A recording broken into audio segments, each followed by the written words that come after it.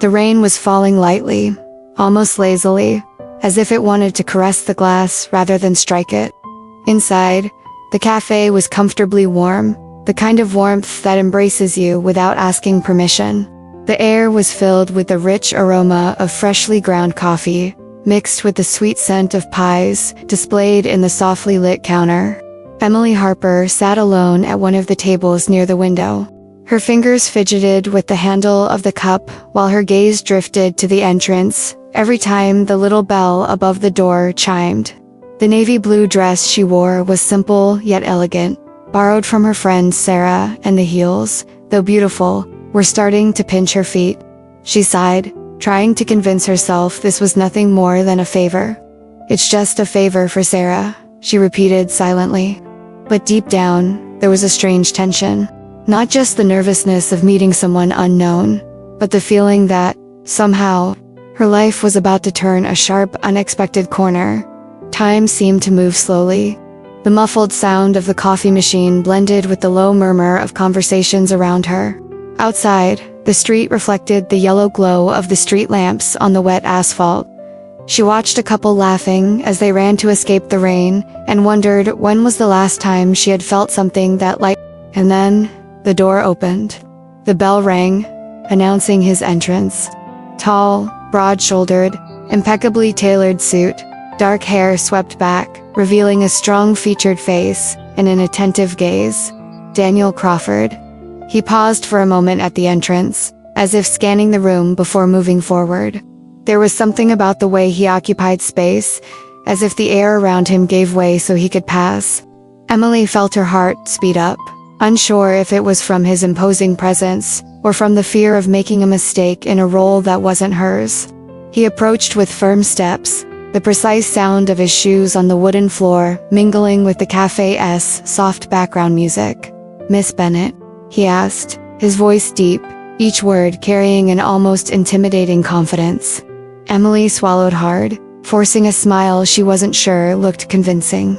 "Yes," she replied with a small nod, feeling the weight of the lie wrapped in that single word.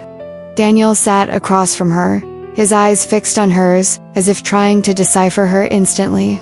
And for a moment, she wondered if she had already been found out. The world around them seemed to fade, as if every breath, every heartbeat, was louder than the distant hum of voices. Emily didn't know that this meeting, born from a borrowed lie, would turn into the most intense chapter of her life. Emily Harper was 28 years old, and had this strange ability to go unnoticed, even when she was exactly where she was supposed to be. Not that she was invisible, her presence carried its own quiet grace, but she never seemed to compete for space with the world. It was as if she fit into corners, into gaps, into silences.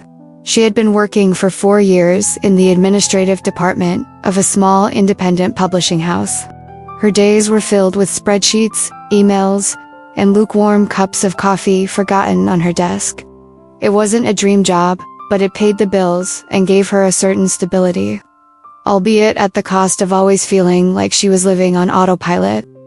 Emily lived in a modest third-floor apartment in an old building, with thin walls and neighbors who knew more about her life than she would have liked. The windows overlooked the main street, and at night, the streetlights filtered through beige curtains, casting a golden hue on the small two-seater sofa. Physically, Emily had a harmonious face, marked by light brown eyes that shifted in intensity depending on the light. Her hair, a soft brown with natural lighter strands, fell straight to her shoulders, almost always tied back in a hurried bun.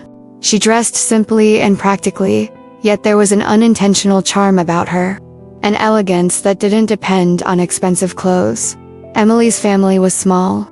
Her mother, Linda, worked as a seamstress and was known in the neighborhood for transforming ordinary fabrics into dresses that looked like they came from vintage magazines.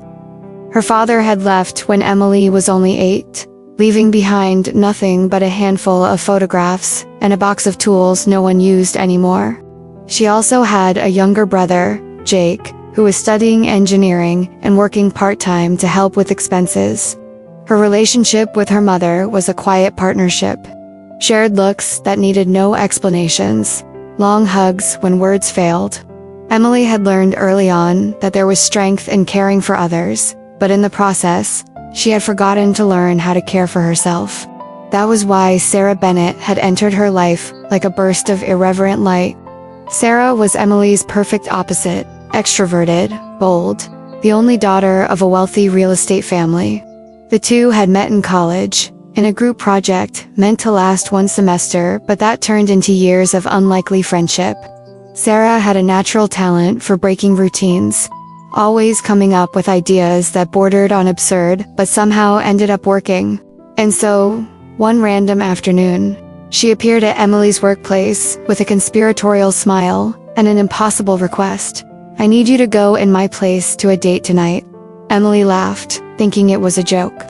But Sarah kept talking, explaining that the date had been arranged by her parents, and she had no interest in the man in question. "It's just so I can say I went, and it didn't work out." Sarah leaned against the reception desk, as if asking for something trivial. "You go in, talk a bit, and that's it." Emily shook her head. "This is crazy. He'll know I'm not you. He won't, I promise." Sarah insisted, her eyes sparkling with that energy that always seemed to pull Emily into unusual situations. "You're more like me than you think."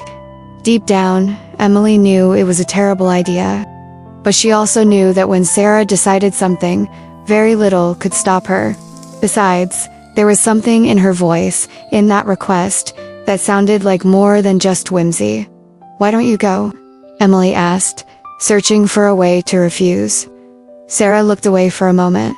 "Because I already like someone else, and my parents wouldn't approve."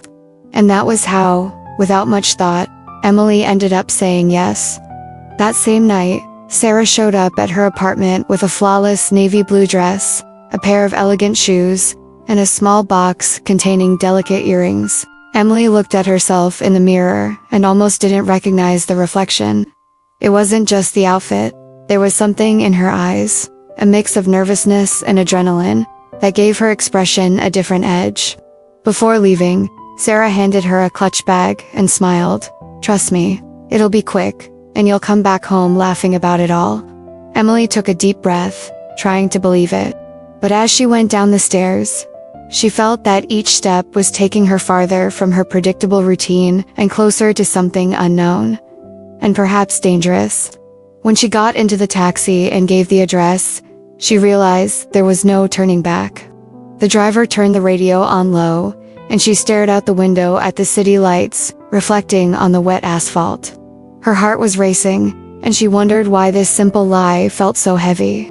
She didn't know it yet, but from that moment on, every detail, the borrowed dress, the uncomfortable heels, the name that wasn't hers, would become part of a story that would change everything. The restaurant chosen for the date wasn't just sophisticated. It was the kind of place that felt like it existed in another era. A glass facade, warm and diffused lighting, dark wooden tables with minimalist arrangements, and low candles casting delicate shadows over the faces of its guests.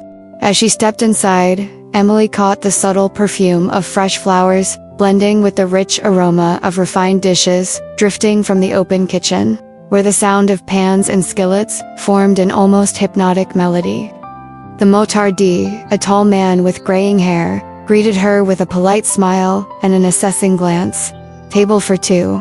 "Yes, Bennett," she replied, feeling a slight shiver at saying the surname that wasn't hers.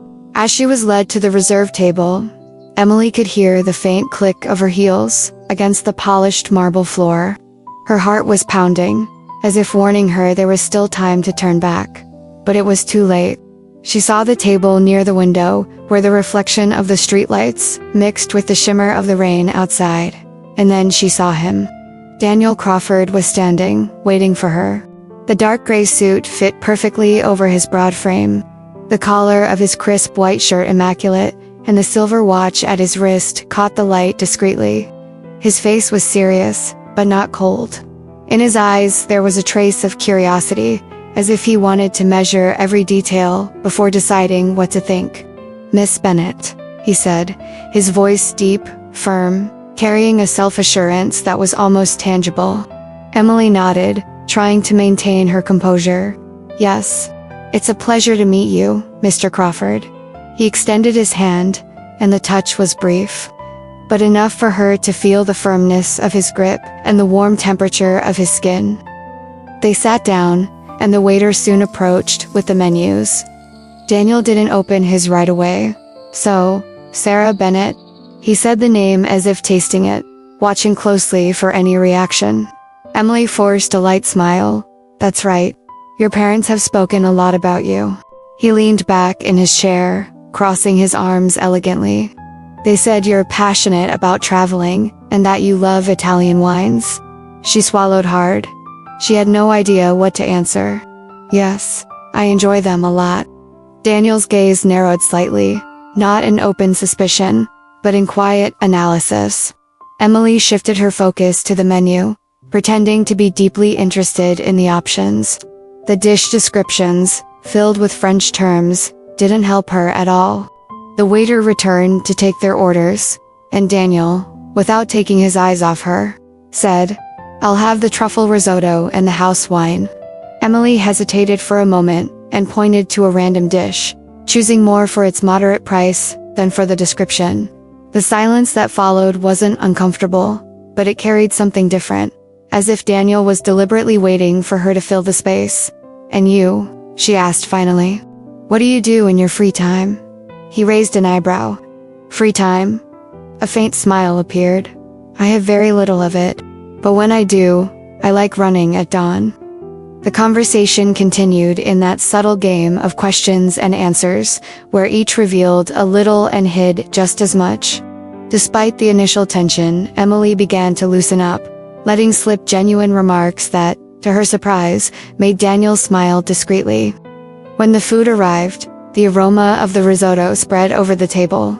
Emily noticed that Daniel was watching her with interest, as if more curious about her reactions than about his own dish. "You're not exactly what I imagined," he said after a sip of wine. Emily kept her gaze on her plate. "Is that a good thing or a bad thing?"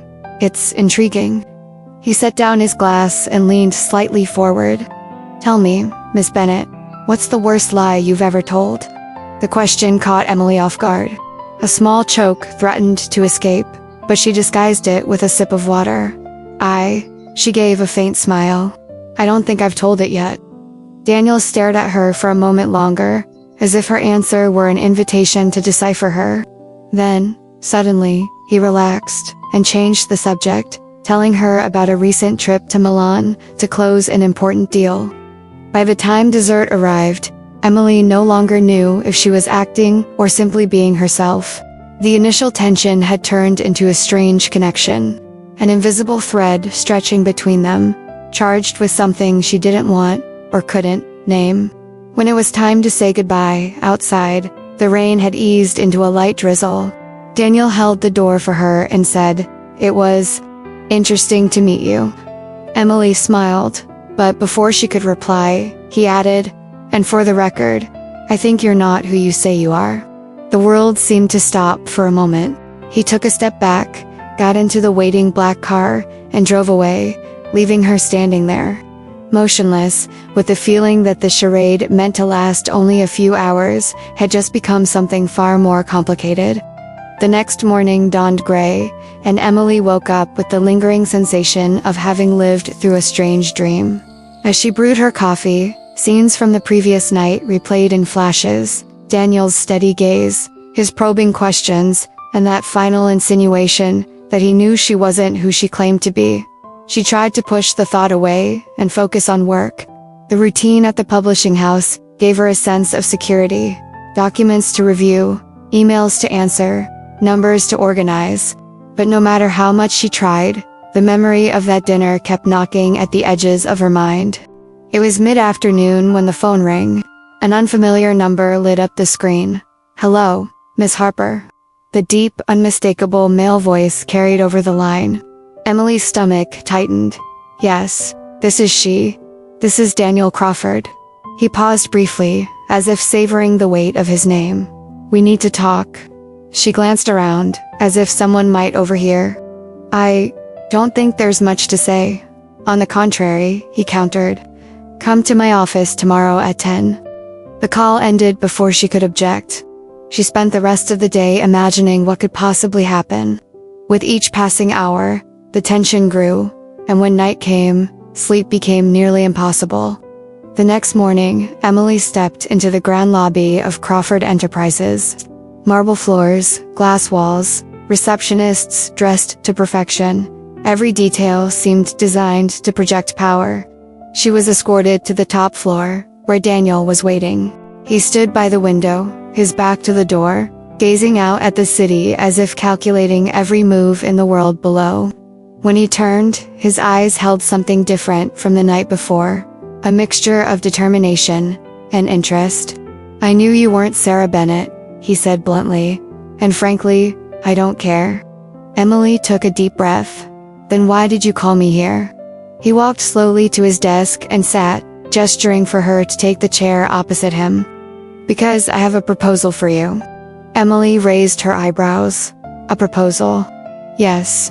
He rested his elbows on the desk.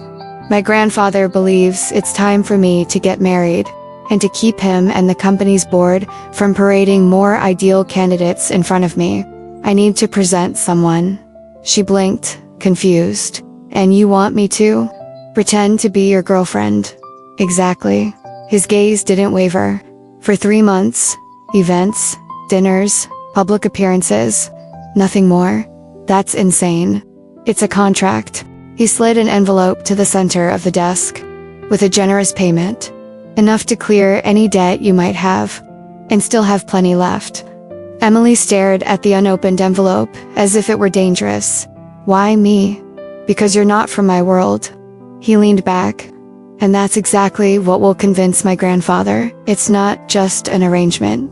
You don't behave like the others. You don't play the same game.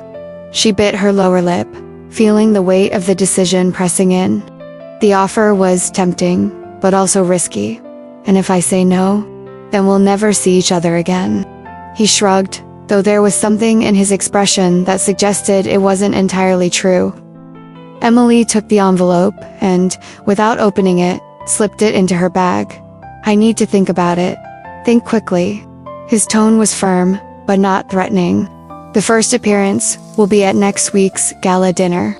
Leaving the building, the cold wind hit her face as if to snap her out of the confusion, taking root inside her. She walked to the bus stop, her heart pounding, not over the money, but over what she sensed was about to happen.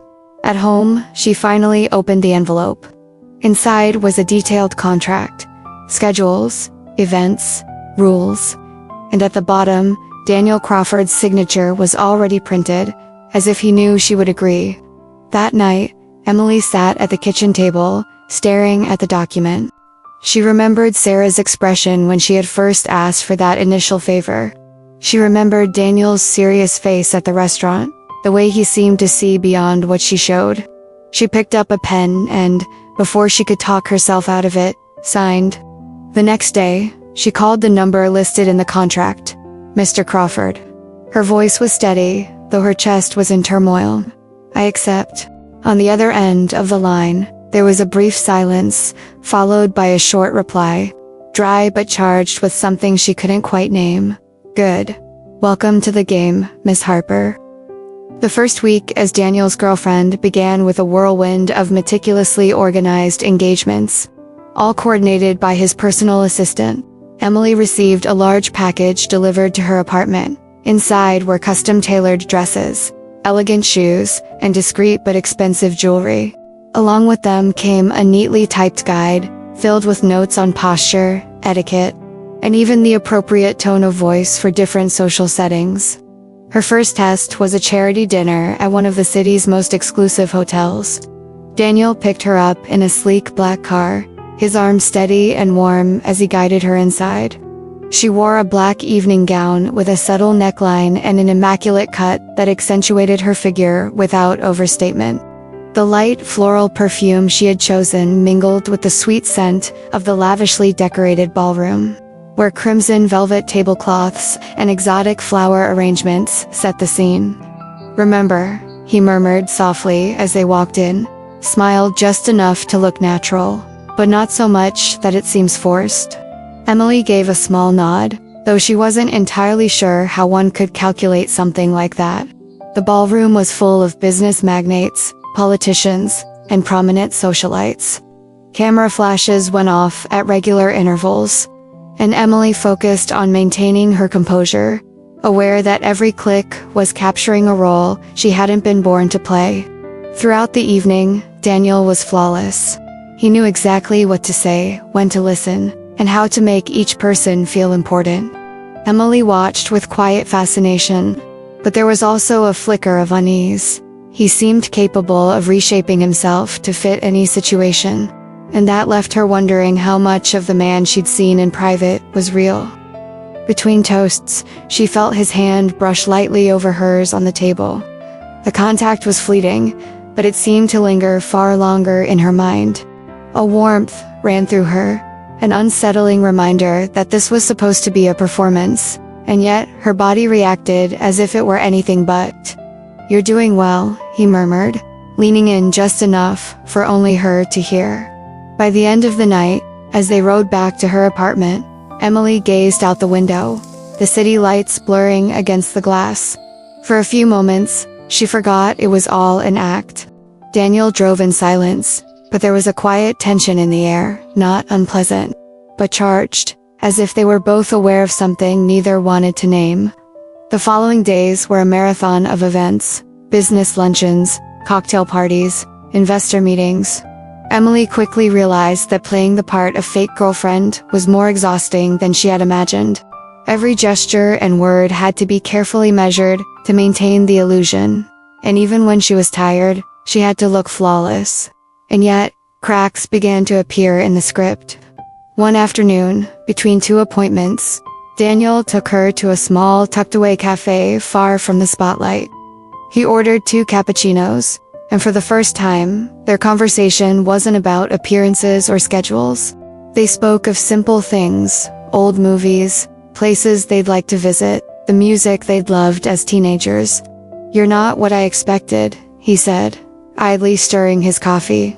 "I thought it would be difficult to tolerate someone for so long, but it isn't." Emily smiled faintly. "And I thought you'd be impossible to deal with, but you're not." It was a light, almost intimate moment, but it ended abruptly when his phone rang. His expression shifted instantly back to the sharp, calculated CEO. Emily realized then that there were layers to him, and getting to know all of them would be impossible without crossing the boundaries of their agreement. On a rainy evening after a particularly long business dinner, Daniel walked her to her door. Just as she was about to get out of the car, he held her hand for a moment longer than necessary. "Are you ready for next week's event?" he asked. "Which event?" "The annual Crawford Enterprises Gala." A hint of a smile played at his lips. "Everyone will want to know who you are." A chill ran down Emily's spine. The contract was about to be tested in a way far more intense than anything so far. And deep down, she knew that the longer she played this role, the harder it would be to separate truth from fiction. That night, lying in bed while the rain pattered softly against her window, Emily told herself nothing about this was real. It would all be over in a few months. But somewhere deep inside, a quiet voice whispered that it was already too late to keep her heart out of the game. The annual Crawford Enterprises Gala was the crown jewel of the company's social calendar. Every year, the city's most influential figures gathered in its most luxurious ballroom, a place where deals worth millions were sealed over champagne and where every detail, from the crystal chandeliers to the final note played by the orchestra, was orchestrated to perfection. On the night of the event, Emily stood in front of the mirror and almost didn't recognize herself. The silver silk gown clung to her figure like water, flowing down in a way that caught the light with every movement. Thin straps revealed her shoulders, and a delicate diamond necklace highlighted the smooth line of her collarbone. Her hair was pulled back into a low chignon, with a few loose strands framing her face, giving her both elegance and softness. When Daniel arrived to pick her up, dressed in a flawless black tuxedo, he stopped at the doorway for a brief moment, his eyes scanning her slowly. "You look He hesitated, an uncharacteristic pause for him, before finishing with a small, genuine smile. Incredible. The ride to the venue passed in comfortable silence, the hum of the city outside contrasting with the anticipation building inside the car. As they stepped out onto the red carpet, flashes erupted from all directions. Daniel's hand rested firmly but gently on her waist, guiding her forward with the ease of someone who had done this countless times. Emily smiled for the cameras, recalling the instructions she had been given. Confident gaze, perfect posture, measured steps. Inside, the ballroom was a masterpiece of gold and crystal. Towering floral arrangements spilled over with orchids and roses, and the air was filled with the faint scent of expensive perfume, mingled with the aroma of gourmet cuisine. The low hum of conversation and the gentle strains of live music created an atmosphere that was both elegant and charged. Emily played her role flawlessly, shaking hands, smiling, engaging in light conversation. Daniel moved through the crowd as if he were the conductor of a silent symphony, his presence commanding respect wherever he went. And then she saw her. A woman in a crimson gown, her beauty striking and deliberate, was making her way toward them. Every detail about her seemed calculated, from the cascade of dark hair over one shoulder to the way her lips curved in a knowing smile. "Daniel," she said, her tone laced with familiarity. "What a surprise. I didn't expect you to bring company this year." Daniel's expression tightened almost imperceptibly. "Emily, this is Victoria Hayes, an old acquaintance." Emily extended her hand politely, but Victoria let the moment stretch a fraction too long before taking it. "Pleasure to meet you," Emily said, her voice steady. Victoria's gaze swept over her with a faint smirk. "You know, Daniel, it's rare to see you accompanied. I thought your heart was already committed to something or someone else." The implication hung in the air like a spark threatening to ignite. Emily kept her composure, but inside, something shifted. This wasn't part of the contract. The twinge in her chest, the sudden rush of protectiveness, the sharp sting of jealousy. Daniel ended the exchange quickly, guiding Emily away with a firm hand at her back. "Who is she?" Emily asked under her breath. "Someone who doesn't matter," he replied, though his tone suggested otherwise. The rest of the night passed in a blur. Victoria's presence lingered like a shadow, and Emily found herself glancing across the room more often than she wanted to admit. Each time she caught sight of the woman speaking animatedly to someone, the knot in her stomach tightened. By the end of the evening, when they finally stepped into the car, the air between them was thick with unspoken tension. They drove in silence for several blocks until Daniel broke it. "I didn't want you to meet her like that. Was there a right way?" Emily's voice carried a faint, ironic edge. He exhaled heavily. "Victoria and I had something in the past. It didn't end well. And if she managed to unsettle you tonight, it's because she still wants to get to me." Emily turned to face the window, hiding her expression. "Well, congratulations." She succeeded. Daniel glanced at her quickly, as if caught off guard by her bluntness. "So, you do care?" "No." The word came out quickly, but even she didn't believe it. When they reached her building, Emily stepped out before he could come around to open the door. She climbed the stairs to her apartment with steady steps, but as soon as the door closed behind her, she leaned against it, taking a deep breath. Her heart was still pounding, not just from the tension of the evening, but from the realization that the game had changed. Somewhere between the staged smiles and the practiced conversations, the boundary between performance and reality had begun to dissolve, and she wasn't sure if she was ready for what that meant. The next morning dawned under a heavy, overcast sky, the kind that made the city feel slower, quieter. Emily woke early but stayed in bed, staring at the ceiling while the events of the gala replayed in her mind. Victoria's calculated smile, Daniel's tense expression, the uncomfortable flutter in her chest that she didn't want to name. She decided to keep busy at work, convincing herself that a full day at the publishing house would push those thoughts aside. But midway through the afternoon, her phone rang. The name on the screen made her pulse skip. Daniel Crawford. "We need to talk," he said without any preamble. Today, an hour later, Emily was once again stepping into the towering glass building of Crawford Enterprises. The receptionist greeted her with professional politeness, but there was a subtle undercurrent in the air, as if something was about to happen. She was led into a conference room and froze. Daniel wasn't alone. Sitting at the head of the table was a man she recognized instantly from photographs, Edward Crawford, Daniel's grandfather and the founder of the company. His posture was straight, his presence commanding, his eyes sharp with an authority that didn't need raising his voice to be felt. "So, you're the one," Edward said, his voice low but powerful.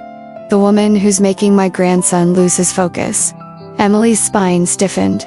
"Mr. Crawford, it's a pleasure to meet you. Let's skip the pleasantries," he cut in. "I know exactly what's going on. I know you're not who you claim to be. I know this relationship is nothing more than an arrangement." Emily's stomach dropped. She turned to Daniel, who stood a few feet away, jaw tense. "You told him?" she asked quietly. "No," Daniel said quickly. "He found out on his own." Edward leaned forward, his hands on the table. "My grandson is a smart man, but he has one weakness. He thinks he can control every variable. And in this case, he's wrong. You don't belong in this world, Miss Harper. The best thing you can do is walk away before you get hurt." The silence that followed was suffocating. Emily stood, her heartbeat loud in her ears. "I never set out to deceive anyone, Mr. Crawford, but I don't owe you an explanation." She turned to leave, but Daniel was already following her out. "Emily, wait." In the hallway, she spun to face him. "You told me you had everything under control, that no one would find out. And now," Daniel raked a hand through his hair, frustration in every movement. "I didn't expect him to act this fast, but it doesn't change how I feel, how you feel." She gave a short, humorless laugh. "Daniel, as far as I know, everything between us is a lie." He stepped closer, closing the space between them. "Not for me. Not anymore." Emily hesitated. A part of her wanted to believe him, but another part screamed that it was just another move in the game. "I need time," she said finally, taking a step back. "Time to figure out if I can trust you." She walked away before he could answer. Outside, the sky finally broke open, and rain began to fall. She didn't bother to shield herself, letting the cold drops soak through her coat as she walked. The next few days were a blur of avoidance. She ignored his calls, sidestepped his visits to her office, and busied herself with anything that kept her mind occupied.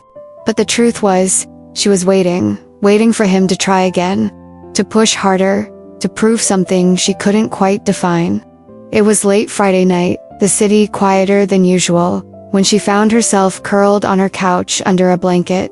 She glanced toward her phone more times than she cared to admit. And that's when she heard it, a soft knock at the door. Opening it, she found no one, only an envelope lying on the floor. It bore the Crawford Enterprises seal. Inside was a single card, the message handwritten. "I'll be at the cafe where it all began. Tomorrow, 3 p.m. If you don't show up, I'll know it's over." Emily stared at the words for a long moment, her fingers tightening around the card.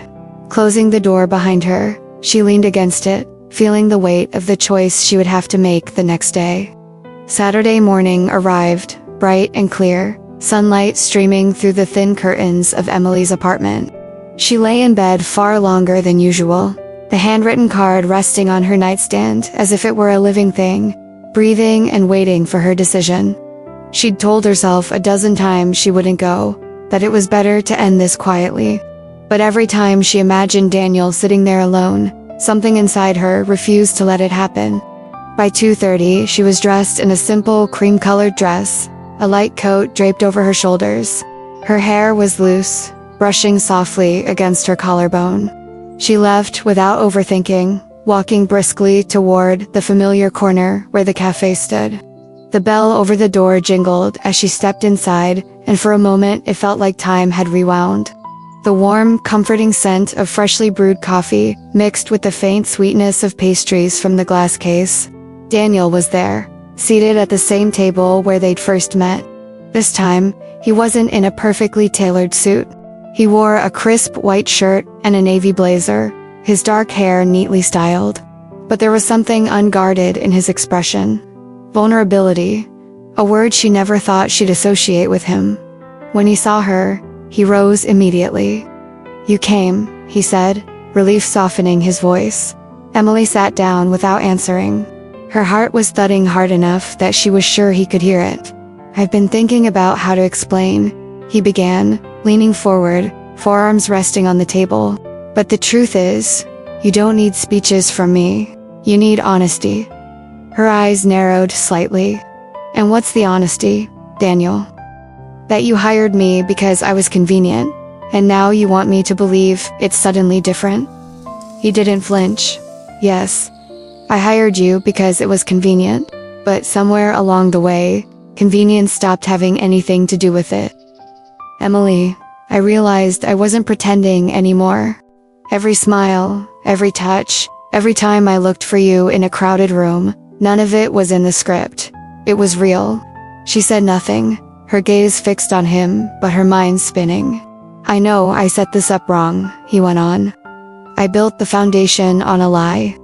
But if you walked out right now and never looked back, I'd accept it. Because what I feel for you doesn't depend on whether you stay." Emily's chest tightened. She turned her head to glance out the window, watching the city pass by in lazy weekend movements. Couples strolling, a child clutching a balloon, the glint of sunlight on car roofs. Outside, life went on as if nothing in here mattered. But inside, the air between them felt suspended. "And your grandfather?" she asked at last. "He'll never accept this." "Then that's his problem." Daniel's voice was firm. "I won't let him decide my life for me." From inside his blazer, he pulled an envelope and placed it gently on the table between them. "This is the remainder of the payment I promised you. It's not to buy forgiveness. It's to close the chapter on the contract. From here on, anything between us is because you choose it, not because of a piece of paper." Emily's eyes moved from the envelope back to him. He was leaning slightly forward, his dark eyes steady but carrying a flicker of fear. Fear that she would stand up and walk out without a word. "You know, it's not that simple," she murmured. "I know, but I'm willing to wait as long as it takes." The silence that settled over the table this time wasn't sharp or cold. It was tentative, almost fragile, like something new being built from the ground up. In her mind, images came rushing in. Daniel's rare, unguarded smiles, the quiet talks over coffee, the subtle way his hand would always find hers when they walked into a room together. Her voice was quiet when she finally spoke. "I can't promise this will work, but I don't want to walk away. Not yet." Daniel's shoulders eased, and a faint smile touched his lips. He reached across the table, his hand warm as it closed over hers. "Then let's start over. No contracts, no masks, just us." She held his gaze, feeling the weight of the moment. Outside, the sun caught in the cafe's window, scattering light across the table. And in that small, familiar place where it had all begun, they took their first real step toward something neither of them had expected, but both now knew could change everything. Months had passed since that reunion at the cafe. Winter gave way to spring, and with it came longer days, streets lined with blossoms, and a fresh breeze that seemed to renew everything around them. Emily and Daniel, now free of any contract, were living a relationship without masks, and remarkably, it was much simpler than she had ever imagined. That night, a charity event gathered the city's business leaders and public figures. In a deep blue dress, Emily walked beside Daniel, feeling she no longer had to play a part. Curious looks still followed them, but she didn't mind. She held his hand firmly, like someone who knows exactly where she wants to be. Inside the ballroom, crystal chandeliers cast golden reflections across the tables. Daniel introduced Emily to acquaintances with a discreet yet unmistakable pride. Not as the companion for the evening, but as someone who was part of his life. In the middle of the event, Emily noticed Edward, Daniel's grandfather, watching them from a distance. He approached slowly, his expression unreadable. For an instant, the old nervousness returned, but she kept her chin up. "Miss Harper," Edward said, in a gentler tone than she expected. "It seems I underestimated you." Emily blinked, surprised. "And what made you change your mind?" The old man gave a slight smile. "Seeing that my grandson looks at you the way he's never looked at anyone else. That was all." Edward moved away, leaving her stunned.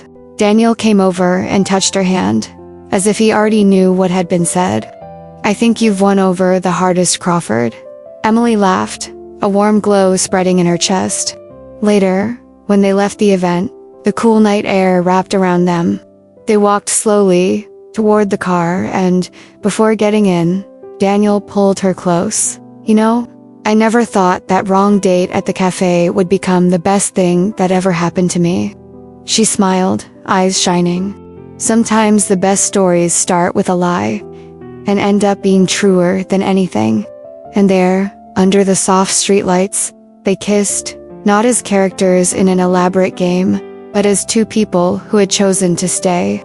The future was uncertain, but in that moment, there was no doubt they were exactly where they were meant to be. Sometimes, life takes us down paths we'd never have the courage to choose on our own.